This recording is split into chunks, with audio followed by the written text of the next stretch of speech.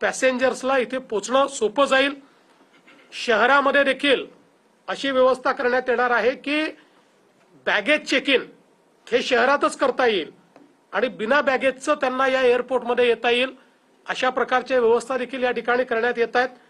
त्यामुळे पॅसेंजर करता इथे ट्रॅव्हल करणं हा एक अतिशय चांगला एक्सपिरियन्स असणार आहे। याच्या सेकंड फेज पासनं संपूर्ण एअरपोर्टमध्ये आतमध्ये अंडरग्राउंड मेट्रो सारखी एक ट्रेन धावणार आहे की जी सगळ्या टर्मिनलला कनेक्ट होणार आहे आणि इथे कोणालाही फार पायी चालावं लागणार नाही आणि स्वतःच्या वाहना घेऊनही या ठिकाणी कोंडी करता येणार नाही, अशा प्रकारचं प्लॅनिंग याचं करण्यात आलेलं आहे।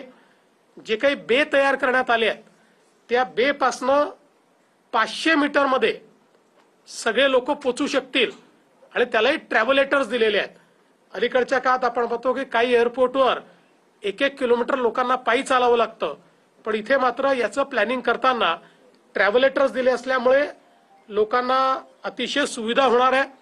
त्यामुळे मला असं वाटतं की देशातलं सगळ्यात आधुनिक अशा प्रकारचं एअरपोर्ट या ठिकाणी होत आहे। आता तुमचा पुढचा प्रश्न असेल की पूर्ण कधी होणार आहे। आज आम्ही टार्गेट यांना दिलेलं आहे, कारण आम्हाला प्राईम मिनिस्टर साहेबांची वेळ घ्यायची आहे। त्यामुळे आम्ही 30 सप्टेंबरचं टार्गेट हे आज थोडं अँबिशियस आहे, पण हे आम्ही आता या ठिकाणी अडाणी कंपनीचे जे सगळे लोक आहेत आणि आपल्या न्यू मुंबई एअरपोर्ट अथॉरिटीचे जे लोक आहेत आणि आमचे सिडकोचे लोक, अशा तिघांनाही सांगितलेलं आहे।